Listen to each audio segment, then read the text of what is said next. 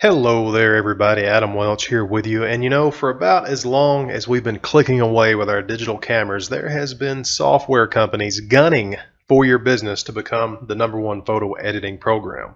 And for the better part of the last 10 or 15 years, arguably, the leader of the pack has been Adobe Lightroom, Adobe Photoshop, and Adobe Camera Raw. But the field is beginning to level out, folks, because over the last few years, we have seen more and more editing programs becoming available, such as Luminar, Capture One, On One, just to name a few, all of which, and let's call out the elephant in the room here, all of which are seeking to replace Adobe as the leading digital photography processing software. Today, I'm here to tell you about another one. A program that I had never actually heard of until a few weeks ago, to be honest, called Zoner Photo Studio X. The good people over at Zoner reached out to me with a free version of their software and told me that I would be pleasantly surprised at just how capable it was at processing my images. It supposedly combines a lot of ease, a lot of accessibility, along with the processing power of layers, layer mask, cloud-based sharing, all that good stuff, even being able to print and order photo products right from inside the program. And, as you know, I love tinkering with new shit, so I jumped at the opportunity to take this fresh new all-in-one software for a spin. Was I surprised? Yeah, kinda. Is it going to be the software to finally dethrone Adobe? Well, I don't know. But what I am going to show you here today are the high points of Zoner Photo Studio X, so you can decide if it's something that you would want to take out for a test drive for yourself. I'm going to link to a 30-day free trial of the software down in ye old description. So sit back, grab yourself a nice cold beverage, and allow me to take you on a quick walk around Zoner Photo Studio X. I've always found the best place to start is at the beginning. So what I've done here is open up Zoner Photo Studio X. We're going to talk about the layout, talk about some of the features here that I thought were interesting, and then I'm just going to stick an SD card in the laptop here, import some photos, and then go in and talk about some other stuff that I thought was interesting about the software that you might want to know. First things first, you will notice this borrows quite a bit from Lightroom in their panel and their module systems. I will talk about these a little bit more in a second, but you have a manager, a develop, an editor, and a create. Manager is more or less the library module. This is where you're going to look at all of the images in your catalog. Develop is going to be where you do your basic edits, your non-layer, your non-Photoshop type edits. And then editor is going to be where you go in and actually work with all that kind of stuff for your retouching, your layers. And then finally, create is going to be where you can make your photo products, the prints, the books, all that stuff that I mentioned just a second ago.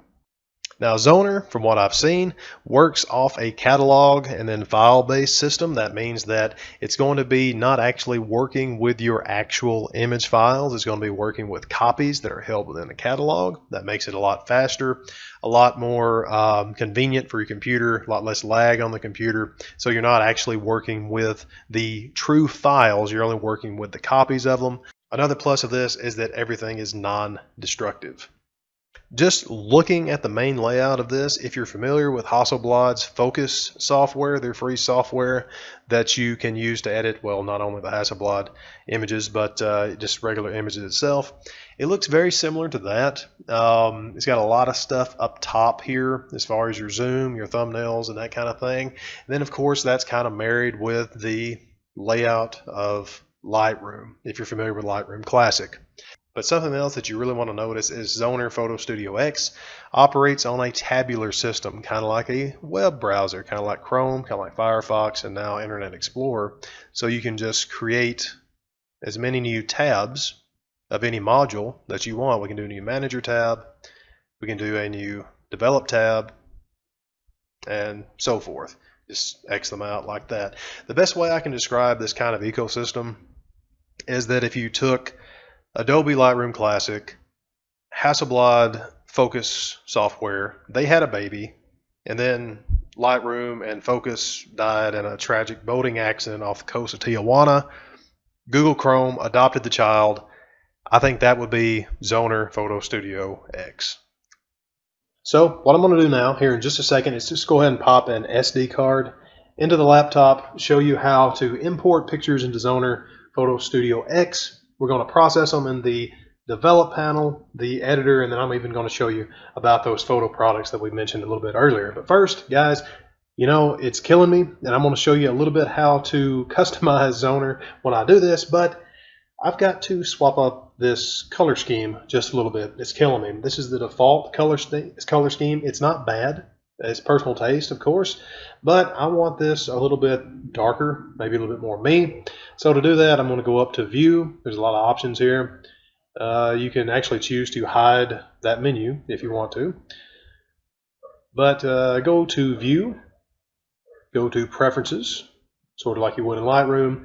I'm going to go to Color Theme, go to Dark, go to Editor Background Color. That's this area here, these two rectangles. I'm going to set that to Custom, and I've already changed it earlier, so I'm going to set that to black. You can choose any color that you want. I'm going to change it to black. Hit OK. Same thing with the thumbnail background color. Change that to black. And speaking of thumbnails, you can change the size of the icons. Excuse me, not the thumbnails, rather. You can change the size of the icons, and you can change how the thumbnails background looks, whether or not they're in frames, shadow frames, or just simple. And I'm going to leave them on simple. Hit Apply. Ah, that's much better, at least for my eyes. A few other things that you can do up here, you'll notice you have a little notification center for your messages, a little shopping cart if you have the photo products, and a few other things going up here as far as managing your account. Now that that's out of the way, I'm going to put in that SD card and we're going to get to work. Okay, so I have a memory card in the laptop right now. I'm just going to let you know, guys. This memory card is virtually full. It's a 64 gigabyte memory card. I've got, I don't know, how many pictures do I have on there? Probably somewhere around 700. I've been shooting my A7R Mark III in RAW.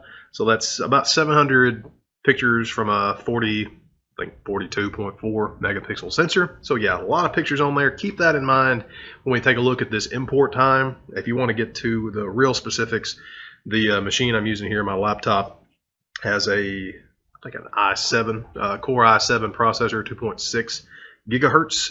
Not old, not new, but like I said, the more you know about how long it takes to import these. And to import, we have a few options. I can guarantee you I will be naming off random things as we go along here because there's a lot of stuff in Zoner to cover. But to import, you can do this from any module. I'm in the Manager module now, more or less the Library module.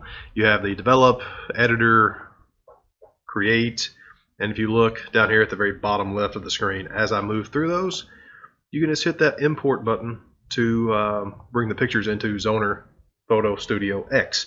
You can hit the button, you can go up here to the top left, click on Acquire, and here's where you have a few more options just to import, and you can acquire from a scanner or screen capture along with a few other things here. Very cool if you're like me, you do a lot of film photography, if you scan a lot of stuff, that would be interesting. I really think that's going to be a nice little feature here. But since I've got the memory card, I'm just going to click Import. Zoner is loading up all these pictures. As I said, there's quite a few of them. While that's doing its thing here, we'll look over here to the right. This is where you're going to have all of your different options too, as far as the source, you know, what is coming from, in our case, a card. You have the option to choose your target. This is where the images are going to be copied over to or added to, depending on what your other choices are. It gives you a list of all the files. And something else very cool, you can make a real-time backup as you're doing this right now. Zoner gives you an option to add a title along with some other copyright and your keywording information. Very cool about that if you're the type of person that likes to name your pictures. Then you can rename the files as they're imported. A few other things down here as far as duplicates. Really what we're going to do is just go in and pick a few pictures out and import them and then work on them in the various editing modules here in Zoner. So I'm going to click Deselect All and choose, well, I have a few for low light. Let's see. That'll give you an idea how quick this will load. Here's Orson, my little typewriter I was stored, 1938 Royal Model O. Get him in there. Here's some Twin Arrows, Arizona. Let's get one or two more here. You can see it loads fairly quickly. You can change the thumbnail sizes, just like that. Man, that's a lot of pictures. The filtering, the sort list, you can filter out JPEG, RAW, the file types. Let's do this one, and then one with a little bit of color. Yeah, there we go. So we have those. We can choose to either move, which would be not taking them from the card and putting them somewhere else and then bringing it in the catalog, or we can choose to copy, which will copy them to a location, our target location up here. There we go, our target, and then it will add those to the catalog. I'm actually just going to copy those, and then that's how we're going to work with them here in Zoner. So it's more or less like Lightroom, any other kind of oh yeah, I already made this little folder. Yes, I want to overwrite those. Click yes. Anyway, just like Lightroom or any other non-destructive photo editing software, you have, and we're done. Okay, that was pretty quick. Okay, I'm going to finish what I was saying here. All these edits are going to be non-destructive because you're working with not the actual files, not your actual image files, but you're working with copies that Zoner has made inside the catalog. And so you're not actually working with your files until you export it at the end of your processing. So very cool. It's not anything out of the ordinary now, this non-destructive editing, but just so you know exactly what's going on here. So now that we've got our images imported into Zoner, we've got to track them down so we can actually work with them. We're going to do that by going over here to the left. Very similar to Lightroom, Capture One, some other editing programs. You have a more or less a file navigator over here on the left side of the screen, and all your edit tools over here to the right. I imported those to the desktop, had a little folder. Let's find our desktop. Everything's displayed here. Zoner Pictures. And here are those images that we brought into Zoner. I realize now that when I imported these, let's go back to the import dialog, I had create subfolders selected. So what that did was make each image into its own folder. It's not really detrimental to anything. It just means that we'll have to click on the folders to get to the individual pictures to work with. That's my fault, guys. So let's just jump right in. We have this first one. This is Route 66. There we go. Make our preview a little bigger. You can zoom in and out. Another cool thing, it lets you use your scroll wheel to zoom in and out on the image into any particular part. Very convenient to checking these things out. You can zoom one-to-one, make full screen, or go back to the, I should suppose maybe fit all would be a better name for that. And that's fit shorter side. Okay, pretty cool. Showing the options here. Zoom lock, synchronize zoom. I don't know. Not really sure what that one is. But anyway, so here's our image. I didn't add any title or description. You can still do that to it while we're in the manager module. And just a word on the navigator over here to the left before we move on to the develop portion. You have the option to add or remove which one of these actually show up. So if I didn't want Facebook on there, I just unclick and then I'll add it back if I wanted to do that way. Of course, I'm just going to leave that off. Something interesting, you can actually right click anywhere but on the little folders over here to get to that function. You can even hide that if you want to have a bigger workspace, and actually I think I'm going to do that. So let's let the fun begin. Click on develop. This is your basic development stuff. This is going to be your exposures, your colors, tone curve. Again, very similar to a certain product by Adobe. Of course, you do have a histogram up top here. Something I do wish that was here, and I might not just not be seeing it. That's called the navigator here. I wish it had a little preview. A little preview for, well, definitely don't do that. A preview, a little thumbnail up here to the left, sort of like Lightroom and a few other programs, so you can kind of see. It just helps me sometimes. That may be a personal preference. But anyway, you have, like I said, the histogram. You have all of your information, your exposure information here. You can rotate left and right. clockwise or counterclockwise. Show original, very handy once we do the edits to go back and see where we began. And these are your undo buttons and redo buttons. I like having all that kind of consolidated right here. You have that option to export, which we're not going to do here and now. And it's just saying little floppy disk symbol here, just talking about our edits being saved. Oh, you can change to save destructively or non-destructively. Okay, how about that? I did not know that was in there. Check out another little thing, show blowout. That's just going to be your areas of the image which don't have any information if they're all the way completely black or if they're completely white. I'm assuming the green here, it would have to be the areas that are completely black, no information. And then you have, I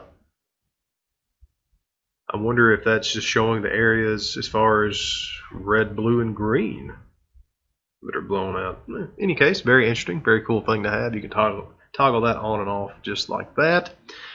Let's go, white balance. Nothing just crazy here. Can adjust that. Got some presets here, daylight, cloudy, incandescent, yada yada. Nice little dropper tool to have there for your, that there for your white balance, of course, tint. There is no solo mode from what I can tell, as far as you can't select it like you can in Lightroom just to have one editing section open at a time. You can do collapse all, expand all, but no solo mode. That'd been pretty handy to have, but you can't have everything here.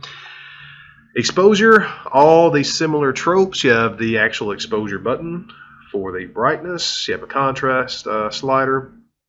You can't double click on the slider themselves to zero them out, but you can double click on the actual title of the slider and it brings you right back to zero. Always convenient.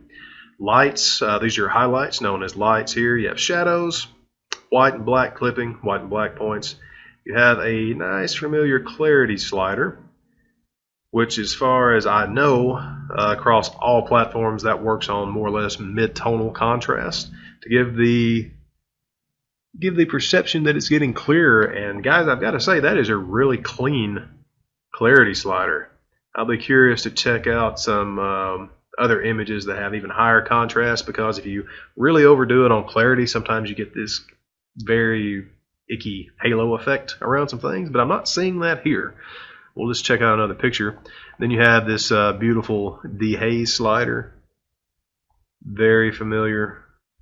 As I said, from Lightroom, I think Lightroom 6 and forward had the dehaze slider. Something I am noticing right off the bat, again with the clarity and the dehaze, it's not overkill. It seems much more subtle, a much more subtle effect than it does in, let's say, Lightroom. Let's go to color. You can turn black and white or grayscale here. You can do the channel mixing. You have a limited number of colors as far as the color palette. You have red, blue, and green, all the major channels, but I'm not seeing like aqua or purple, magenta, anything there. Something that I really, go back to grayscale, something that has intrigued me here is they have a polarization slider. And let's just go back, let's get another picture maybe that has some blue. What I have learned is that the polarization slider is more or less, if you're familiar with an HSL panel, the hue, saturation, and luminance, the polarization is going to darken the blues, the luminances of the blues. And if you know anything about a actual polarizing filter, a circular polarizer in most cases, it essentially straightens out the light, takes some scatter light photons and more or less straightens them out. And what that does is, one, it can help eliminate reflections, and it deepens the colors in the images. So while this is not exactly working like a true polarization slider, you can see how it's making that sky much deeper. Again, the effect is very subtle. I'm not seeing any haloing, anything like that. And just while we're zoomed in, I'm going to pump that all the way up to 100. You can see how the blue looks a little bit more saturated, a little darker, while the reds and the yellow, the overall saturation of the image is not getting any more so. And of course you do have the fit that there. You do have just the vibrant slider and the familiar saturation slider. All right, tone curve, again, nothing really to see here. They do have it divided up very, very nicely. You have the overall channel mixer here. We're working with the red, blue, and green. With this one, you can work with the dedicated channels. There's the red. I don't know, maybe it's just me. I really like, it just seems like these effects are, of course they're evident, but they seem like they're very subtle. I don't know, it seems like you could really make some really nuanced adjustments for this. Can you double click? Yes, you can, to zero those out. They have a Luma channel. So I'm not sure what the difference between the RGB and the Luma would be. Maybe that's something, the channel, it just works on the overall tonal values. Like I said, it's kind of, that's confusing, but anyway, you do have that. You can change, you guys, I'm not going to lie to you, this is a cubit spleen, a Catmull ROM spleen, and linear. I've never heard of a Catmull ROM spleen. Anybody wants to opine on those, feel free to do so down in the comments. I would like to hear what you think about it. Moving on from the tone curve, color shift. More or less like a hue adjustments here for each individual channels. Now here you do have the more refined color channels, more of a gradient. You can adjust hue. You have a little slider, a dropper tool there. Something I really want to show you, and something that's kind of, I need to be talking about the new versions of Lightroom, is the split toning is split up into color wheels, kind of like a color grade. If you do a lot of video effects, Lightroom actually just released this very thing in, I think it's Lightroom 10 is the latest iteration of Adobe Lightroom Classic. So we're going to be talking about that more as well, but very cool, very snazzy here. It's a great way to add split toning, that is different color effects to the different luminance areas of your picture. You have a master, you have the shadows, the highlights. You can work with a dedicated one. Personally, I like having all of them up here, and of course you have the balance to shift the effect strength depending on where you want it the most, whether or not it's in the brighter or the darker areas of your picture. A lot of stuff dedicated to color here. Shift primary color. That looks like a red, blue, green hue and saturation adjustment individual. And I think really, personally, I think you can really get away with just having that grading effect in here. And just like over here in the navigator, you can choose to add or remove any of these panels that you don't use a lot. If I use this dedicatedly as my editing software, I would probably really trim the fat over here to just the areas that I use. Noise reduction, very simplified over here. Color stain removal may be interesting. Maybe something to do with film, or I guess maybe the overall a hue effect. If your picture is very green or blue, if it's the overall color of that. Very interesting that it's in the noise reduction though. Anyway, brightness would be just your regular luminance noise reduction. This was ISO 64, so it's probably not going to be that noticeable as far as noise. Anyway, we'll try some of the underexposed images here in just a second. So you can see the luminance value. That's really, again, I can see it's doing something, definitely smoothing that out, but it's hard to tell with this image. It's such a low ISO. And then you have the colors. That's your color noise reduction. That's more or less exclusive to digital images. Your color noise. Advanced. Ooh. Ah, I see. That's the basic stuff. It just automatically pops up an advanced section here in the noise reduction panel. Very cool. Lots of options here. You can really get specific about your noise. Local correction, I'm sure that would be somewhat similar to chromatic aberration correction. Let's go to sharpness. Unsharp mask. Let's just see if you could have, if you could hit the Alt key, sort of in Lightroom. It's not really that I see making that black and white masking. But you do have a lot of options here. Let me set everything back to 0. Zoom in. Let's just really up that sharpening strength, and you can see that immediately. I am seeing a little bit of a halo just around here. Sure, we could take care of that with a radius. Oof. Yeah, let's take that back down. Okay, that's very nice. Contour detection. That really ups those details.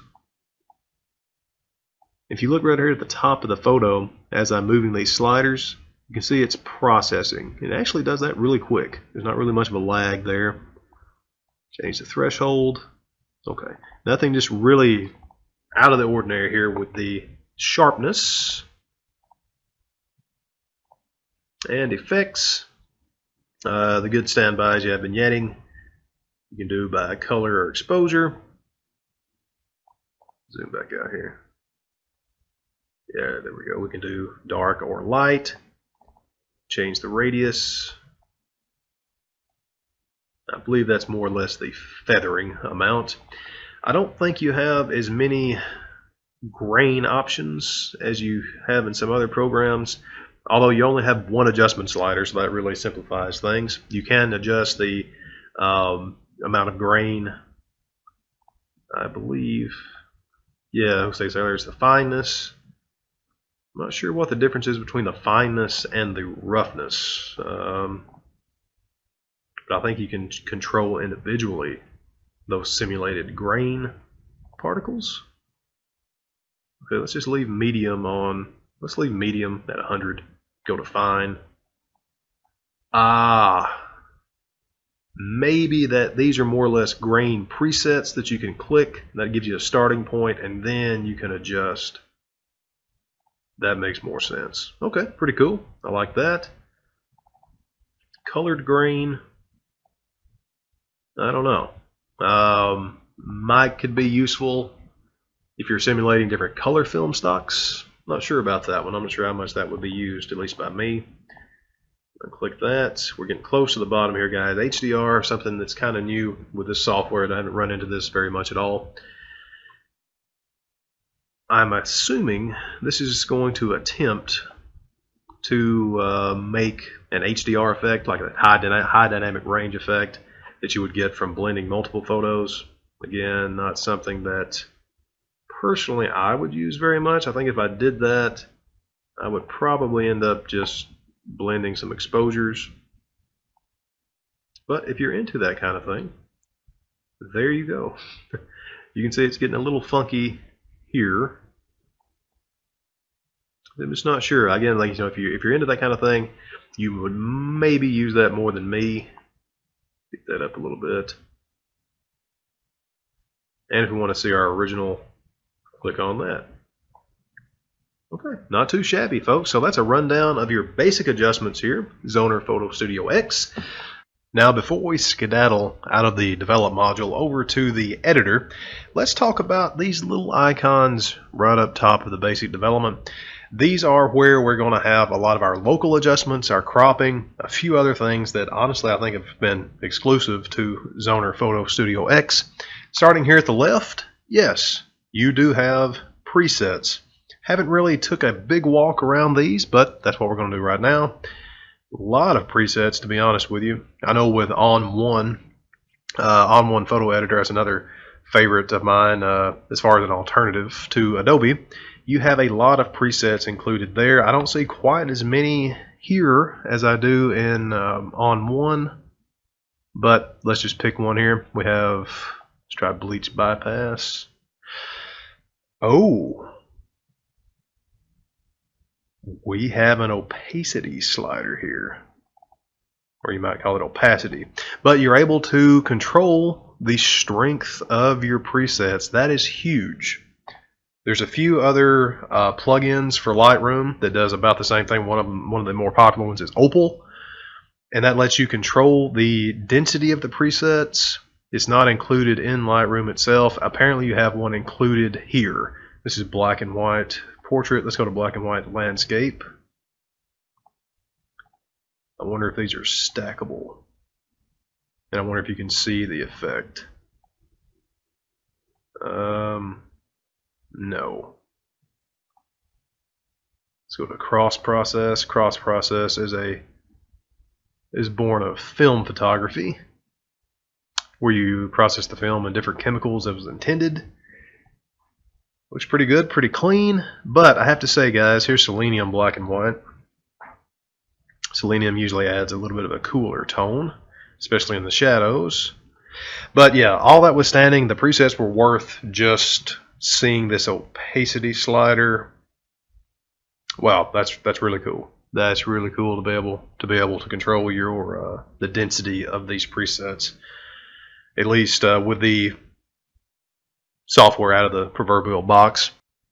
Just a couple more quick things I want to mention about the presets here in Zoner before we head over to the next section is that you can import and export presets and of course create your own preset. I have done that right here, and I'm going to tell you why in just a second. But to manage your presets, you just go up to the little presets drop down here at the top left. You can import, export, and of course create. If you go to import, you open up the file locations on your computer. You can find where you have your presets stored, or you can export. It brings up this little dialog. You can't export anything other than your custom presets, which that's really not anything out of the ordinary. You just select the preset, check it, export, and then choose the location. Now here's the kicker. Here's the interesting part. You can see that I have, if you go to create a preset, you can use Control-T keyboard shortcut or Command-T. I'm going to go to Command-T, Control-T. You name your preset after you've done all your actions. You choose a folder, or you can make a new folder. And this is pretty cool. Let's say if I want to turn this into another preset, we'll change that to 1, click OK. Zoner gives you the option to change only the settings that you have adjusted. That's really useful because if you save everything, all the sliders that you didn't adjust, if you've done any other edits outside the presets, that's just going to override those and set them to 0. So it's a quick way to really not override any of the edits that you've already made that you don't want into the preset, that is. All that being said, I can't find the actual preset folder here in Zoner. Such as in Lightroom, you can go into Show and Explore, or you even have a button in the presets, in the preference dialog to go to the presets folder. It makes it easier to really export and work out of outside the program a lot easier. I couldn't even find the file designation for the Zoner presets. What I ended up having to do, this is why I have this test preset here, is go to, clicked the wrong thing already. We go to export presets. We're going to check that box there for this one. We click export, and it opens up our folders on the computer, and it saves it as a file type ZPS presets, or that's .zps presets. That's the file designation for that. Again, that being said, I can't find them anywhere on the computer. That's interesting to me. If you have any information on that, any more experience working with Zoner presets, you can definitely let me know down in the comments. But I thought that was food for thought, especially if you like to really be able to dig around and find your presets nested somewhere on your computer. That did escape me. But moving on. You have an auto exposure mode. Let's switch to another image here. Let's go to Orson. Get out of the presets. We'll exit out of that. Let's go to auto exposure. Not too bad. I mean, that's what you would expect it would do. A lot of sliders adjusted there in a relatively short amount of time. Here's our original, and that's after the auto enhance. You do have a keyboard shortcut for that. Keyboard shortcut A. Camera and lens, another interesting thing I wanted to show you here. The same thing as your camera profile and lens corrections, but it will allow you to add and remove your camera profiles. I was shooting that Sony A7R Mark III. You can click add, and this will open up a folder inside of Zoner to let you choose quite a few cameras. course, I'm going to go through them all. There's quite a few there. Chances are you're probably going to have one of those. I know I see the 5D Mark IV Canon, 5DSR, 6D 1 and 2. Yep, we have the Canon EOS R. It's Canon's mirrorless camera that came out not too long ago. Oh, there's Leicas. If any Leica shooters are in the house here. A lot of Nikons. Let's see the Coolpix, so some point and shoots too. Quite a few Panasonics, even a Sigma FP. Then of course a whole slew of Sony cameras. Yeah, we have the A7R Mark IVs there as well. So very up-to-date list of camera profiles. The same is true for the lenses. This was shot, I actually used my Helios, my Helios 44-2, so it doesn't have any kind of EXIF data in there. You can add that, I bet. Let's see if we can find it. And there it is. This shows 44-3, mine's a 44-2. It's roughly the same type lens, at least for the aperture. So I'm just going to click that and see what it does.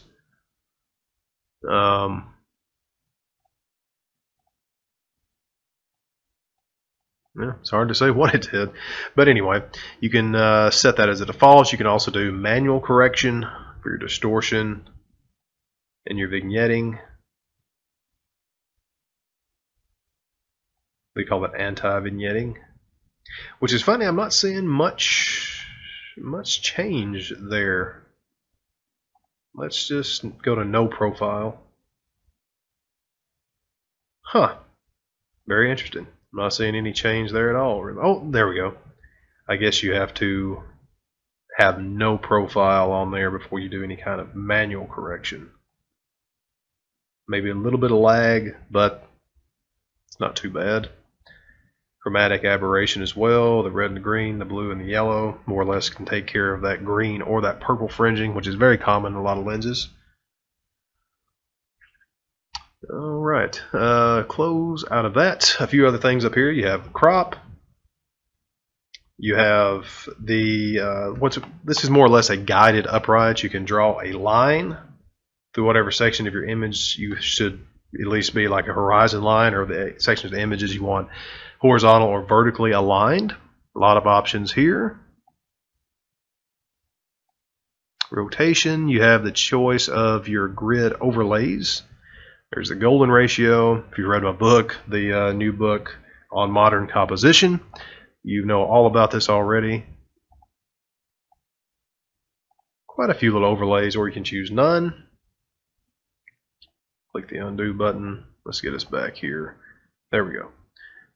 Close out of that again. You have the local adjustment tools next. You have a gradient filter, very similar to how this is actually set up in DaVinci Resolve as far as the photo editing software, excuse me, the video editing software. Just the way that this navigator with a gradient filter is set up. Let's get rid of that. That was the graduated filter. This is the radial filter. You can add all of your basic edits in with this. Something I wish was available. Going back to the gradient filter, you can't actually use that polarizer effect that I said was talking about. It more or less darkened the blues for skies. That'd be very handy with the gradient filter, just to drag that down and then have just the sky affected with the polarizer. But that's just a little thing with me that I would like to have saw. Filter brush again. Change the diameter, the density, feathering, everything in here. Basic adjustments for that. Something that is very new that I haven't saw is the smoothing brush. I'm assuming this is more or less a smudge tool. I think it smooths out textures, perhaps. I think you can see that just a little bit. Zoom in place, it's a little clearer. Let's see if we can just smudge out this U or iron it out. You can see that getting very, very soft there. If we reverse that,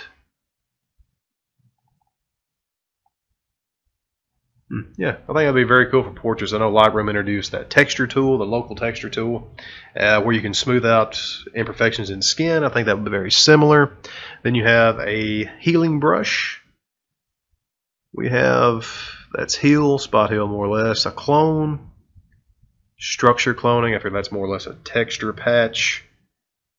And seek source reason automatically. I'm sure that's probably akin to content aware. Okay, very cool. Like I said, it's kind of the old standbys as far as local adjustments are concerned. So that covers basically everything, more or less, in the develop module. Let's jump over to the editor, which is more or less the place that Zoner Photo Studio X is going to emulate Photoshop, or at least at the very least be emulating a layers system to where you can work with multiple layers. You can do quite a few other advanced edits over here. So let's take a look at that and see just how it performs. Getting to the editor module is as easy as clicking the editor tab. This is where you're going to be able to do a lot more of your advanced adjustments, especially in your portrait photography or any other type of retouching, things that you really can't do over in the develop module. You're going to be able to do them here in editor. Now, if you're not familiar with Photoshop or any other layers-based type of editing program, photo editing program, what this does is allow you to work with layers, what's called layers and layer mask. All of your adjustments are more or less stacked one on top of the other, and you can paint in or out the adjustments, control the type of opacity of the adjustments, how strong your adjustments are. Very, very useful way to process your images. Now, if you are familiar with Adobe Photoshop, a lot of this stuff is going to be familiar to you. The editor module here in Zoner, it does virtually everything Photoshop does, but I think it might do one or two things that Photoshop can, or at least it does it in a way, to me anyway, is much more intuitive. There's one thing that I really want to show you in this, and that's what I'm going to spend most of the time on here in the editor module. I could literally just, yeah, we'll get to it, I promise. I think you're going to love it. The rest of it, I'm just going to give you a walkthrough here, show you a lot of the tools. We're not really going into them into depth per se, but it'll at least give you an idea of what the editor module can do for you. Starting at the top, you have the histogram. We can keep that, or we can hide it as such. Down just below the histogram, you'll see all of your XF data. You'll see the exposure factors for the image, the actual focal length, the size, and the raw format of the image itself. Down here at the bottom, you have your layers. This is where you're actually going to be able to see those layers stacked one on top of each other, all the adjustments. And then sandwiched in between the histogram and the layer list is going to be all of our actual adjustment possibilities. You'll see that the blend modes, and yes, we have blend modes and an opacity slider, they're literally the same as Photoshop. You have multiply, dodge, overlay, soft light, hard light, all that stuff. They are quite literally, as far as I can tell, identical. And then of course you have the opacity slider, slightly different as it presented in Photoshop, kind of here to the left.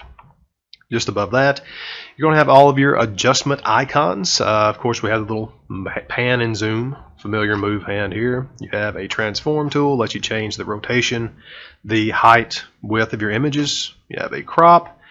You have those straightening lines that were very similar to the, more or less the guided upright in the develop module. You have the selection tools. Quite a few options here. We still have red eye reduction hanging around here, kind of becoming less and less useful these days, at least to me. A lot of options for clone stamping. We have that familiar iron out tool that we had over, I believe it was in the develop module as well. A lot of hill tools, clone stamp. We have here, this is the good part, folks. This is the liquify section of the editor module.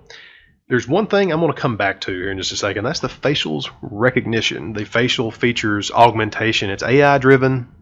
I've been playing with it for the last few hours here. I love it, and that's what we're really going to talk about here. Especially if you're a portrait photographer, you're absolutely going to love that. The other tools here, of course, is in the liquify section is going to be the move. Very familiar if you use liquify a lot. It's really useful in slimming down or making folks bigger in your portraits, or making some funky Salvador Dali effects. A lot of options here.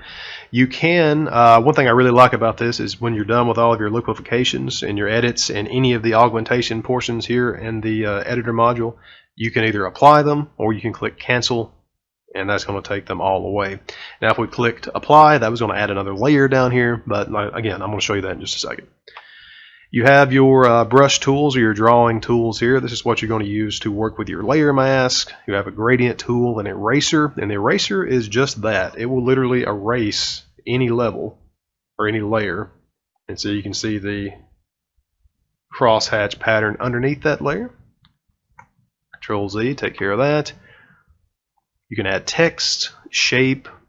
This is the effects tool brush itself. You can add in quite a few things like lens flare, a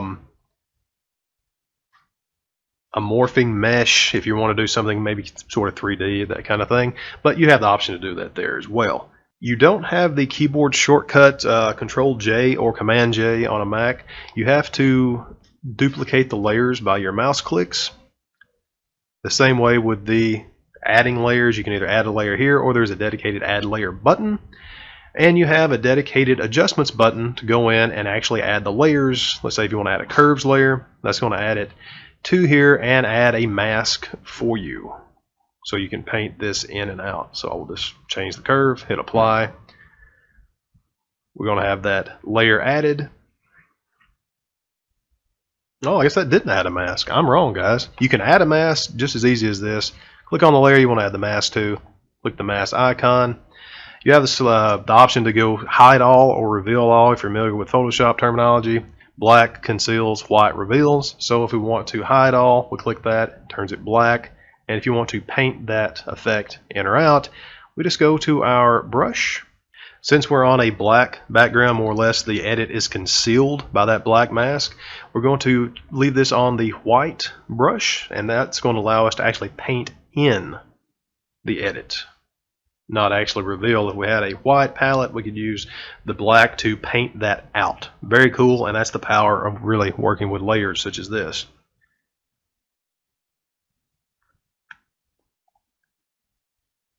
Is there anything else here I can show you before we really get into there? Really get into what I wanted to see? You have the effects. This is more or less, I think, the mask options, if I'm not mistaken, for your layer mask. Okay. Oh, one more thing. You can, the little eyeballs here, you can toggle any layer on and off. Of course, you can move the layers. Okay, but if you can't tell, I really want to get to this next part here, and I'm going to switch over to another image. This is really the best way to show this is with a portrait, and I've chosen the most handsome man I could find, yours truly here. And let's see if I can make myself just a little bit better looking. Now, I'm going to preface this with saying, folks, I'm a child when it comes to this kind of stuff. You can use this for truly professional portrait retouching. Don't take what I'm doing here as saying like this is just a gimmick or a little play thing. It's very, very powerful, and I don't know if I've ever seen something. I know in Photoshop 2020 they introduced some AI facial retouching. I think I like this better. I'm going to show you why. So here we go. We're going to go back to our liquify. We're going to this little person icon here. That's the facial features. You can get to it by keyboard shortcut Shift X. We click on that. It will locate the face automatically. If you have a group photo, it will actually locate the rest of the faces too. But this is a singular picture, so it's going to be face 1. Okay, now watch this. You go down, you have all these little adjustments here. You have eyes, eyebrow height, nose, mouth, even the face shape itself. We're going to eye distance. Let's move them in just a little bit. Make them a little bit bigger. There we go. I want to change them. Why not? There we go. Big bushy eyebrows. A little higher. There we go. Let's make a little bit bigger nose here. Why not? Move that down. A little bigger. A little more cheerful. Or do I want to be sad? Yeah, let's be a little more cheerful. Why not? This is YouTube. Change the lips just a little bit. There we go. And let's really, really give me that chiseled square jawline. There we go. Narrow the face up. We'll make it wider. Yeah, let's narrow it up. Chin height. I don't know if you've ever seen the statue of a Greek god, But I think this is what we're looking at here, folks. So this is one of the funnest, most fun things I think that you can get a hold of in Zoner. I know how juvenile that is to say, but I love this. You can even go as far as to stay in the same section here in Liquify, go to your stretch or go to any other shrink or stretch tools, and you can just keep it going. Why not? If you really want to go crazy, just shrink in those other teeth.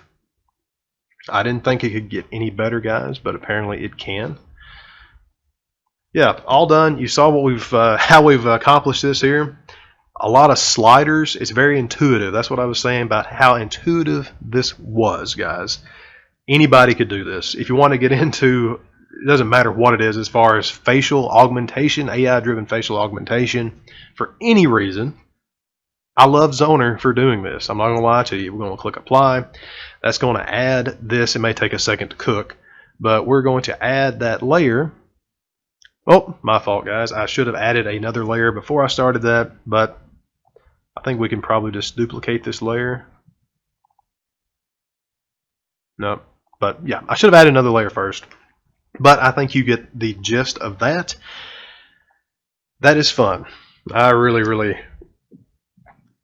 enjoyed that. Like I said, it's not just for messing around like I've done here, but if you're doing a lot of facial retouching, a lot of portrait photography, or anything else that you want to have absolutely mind-boggling control over through artificial intelligence, man, this Liquify feature in Zoner, you're going to love it. Yeah, you're going to absolutely love it. I think I've said enough about that.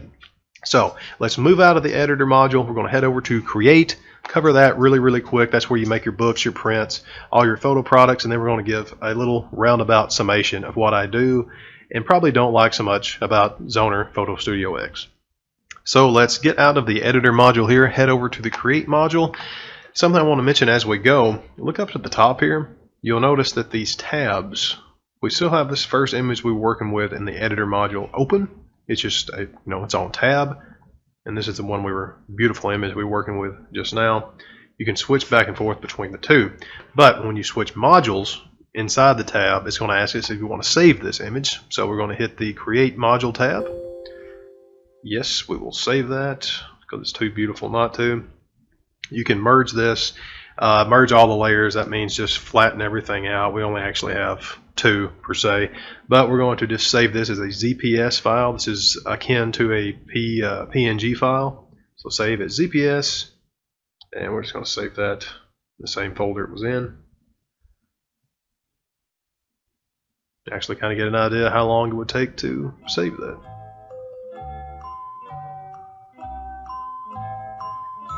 Are we going to have our first hiccup here? I was just thinking about mentioning that I've used Zoner here for 4 weeks or so, and I've never had a freeze up. Still real time, not fast forwarding or pausing anything.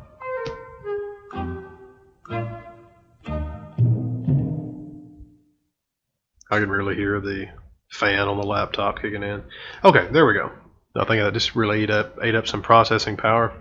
So, tell you, let's go back to the other image. I'm just going to close out of that picture, and let's go to create. So I'm going to ask if we want to save again. This time, I'm just going to let's see. I'm just going to read this off to you. This picture contains settings in the develop module for non-destructive edits. Saving this file in the editor will destroy these settings, and you will no longer be able to restore the original picture. To save a copy of the picture, use save as command. Let's just save that then. Huh, okay. Kind of a new thing here. The Sony RAW image format is not supported for saving. Please select a different format. So we can't save it as the RAW file. Yeah, let's just save it as a PNG. Why not? Oh, excuse me, a JPEG. That saved a lot quicker than all that AI processing we did. So, okay, we are finally in the Create module. You can't, I think I mentioned earlier that you can import from any module. Yeah, it's still down there. I just got it hidden. You can still import images directly into the Create module here. And if you look at the right, you can see all the options that you have as far as making your photo products. You can do a video, in fact, contact sheets, those little proof sheets. You can do the actual print photos, collages, make postcards, very handy. I've had a lot of people ask me for postcards and photo cards. I've just now got that on my own website. I'll tell you what, we're probably going to go back to that. You can do photo books, calendars, canvas print. Oh, I don't know which one I want to do. I don't want to take up a lot of time with this. I'll tell you what, let's do photo book. I think it's what more people may be doing, not just professionals as far as wanting to sell postcards, that kind of thing. You may want to make you a photo book. So we'll create project, create photo book. This is, what I remember, very similar to the layout, again, in the Lightroom print module when you go for the books. I think it's a drag and drop situation. Photos going to place the outside cover. Yeah, there we go. And if we had more photos down here on the film strip, we could just drag them to the individual pages. As such, I double click to zoom in to that page. A lot of layout options. And folks, each one of these modules could probably stand their own video, own designated walkthroughs, but I'm trying. We're creeping up on an hour on the video. Of course, you can always check in the description for the table of contents to skip around, but forgive me for being maybe overtly brief on some of these, but we're trying to hit the high points, definitely. Now you can add text, change the pages. Not a bad price for the book, at least from what I'm seeing here. That's the 8x11, or virtually 8x11.5 inch landscape hardcover. You can do a vertical or a portrait hardcover, square format hardcovers. Not an enormous sizing option here, but then again, you know, that's about average book size. It's either going to be the square or more or less the 8x12 sort of dimension.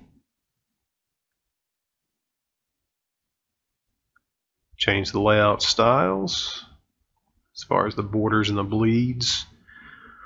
Outer frame, that's what we're seeing here. You can change the color of that. Yeah, easy enough. Inside frame borders. Alright, seems very straightforward there, to be honest with you. Different page layouts here, apparently. Can we get back? Can we double click on that? And we can, to get that back to the full view layout here. Add pages. Just going to add a few more to see what that does to the price here. We're at, okay, it's adding a little bit to it. We're at 30 pages, $25.46 US. I did ask the good folks over at Zoner who they contract this out to, their printing services out to, or is it done in-house? I did receive an answer. It's slightly ambiguous. It said that they do some of it in-house, and then they contract that out to partners. Take that as you will. So let me go back out of here and see if we just take a look at something else. I'll tell you, let's take a look at the calendars, because I've been interested in finding a place to do some more of my calendars, which I've kind of shied away from lately. Okay, actually looks pretty nice. How much are these calendars? Huh, $9.99 for a 13-page, 12-month calendar. Lots of different templates here as well. That's quite interesting. Well done, Zoner. I really like that. There's not a lot of places that you can make calendars for relatively a small amount of money, at least for resale. I wouldn't mind paying more for a calendar I want to keep, but if you're printing in bulk, it can get a bit pricey. You can, of course, change the backgrounds. You can change the fonts. Zoom in here. This is a font called Lobster. And I think this would probably be the layout most folks would use for the calendars. Doesn't look too bad. I don't see anything to add in like holidays, that kind of thing, to really customize it, but overall that's pretty cool. Great way to add calendars if you have your own website or sell your own stuff. Great way to add calendars to your stock or just for yourself. Okay. I'll tell you what, I know I said I wasn't going to go so long in this one, but I want to see those postcards as well. Actually, let's just go to prints. I think that's going to be another very common thing. So what do we have here? Very simple layout. You can add a page. That's adding the sizes. It looks like 4x6. That's 10 to 15 centimeters. All the way up to, I think, 12 by 24, or you can go custom. I would like to know how big that would be, or what the max size is. Let's go to inches. Let's just say if we can make a 50 by 30. See how much a big print like that would be. Okay. All right. That is interesting. I'm only seeing the option to export that to PDF. Let's go to smaller size. Let's go to 5x7. There we go. We can add it to a cart and they would print it. So I'm thinking that was the gist of, if you go custom size, you can't actually have them print it through the software itself. You would have to save that and print it elsewhere, either yourself or through another print service. That's $1 for a 5x7. Am I missing the place to add quantity?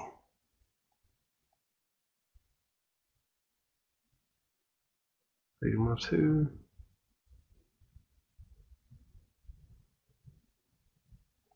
Okay. That may be. Let's click add to cart. Let's see what that does. I would bank that you could add this or up the quantity. And yeah, you can right there. So let's say I wanted to get 2 5x7s. They're $1 each, as it would seem. Packing $119, shipping $4.99. And then you would hit place order, and I would assume that would take you over to actually fill in your payment information. No idea about the shipping. No idea, again, about the actual printing, where these are printed at, the locations these are printed. Or again, the shipping time. I believe over on Zoner's website, they do have all that information, but I don't want to get to lying to you here, guys. So yeah, we'll save that for later. So remove all. That is more or less, I think you understand the ins and outs of the Create module. A lot more streamlined than I thought it might be, to be honest with you. I really didn't know what to expect there. This is their greeting cards or their photo cards. Looks like $1.99 and up is going to be the price for those for 4x6, and 4x6 seems to be the only option. These do look very clean. You have the Zoner postcards stamp here. I don't think. Yeah, I think that's just going to be on there. So that would keep that in mind when you order these. You can definitely change the fonts. Very nice. I do like that. So that is all of the editing modules, the processing modules here in Zoner Photo Studio X. Let's get all the way back out of this, and let's just go over a few things that I do and don't like. First, the likes. The entire ecosystem is much more user-friendly than I thought it might be. I mentioned at the beginning, this looks like a very Frankensteinish type of program. You have elements from Lightroom, you have elements from what I would say On One, Capture One, that Hasselblad focus program, and of course you're rolling all that in with a layers capability from Photoshop.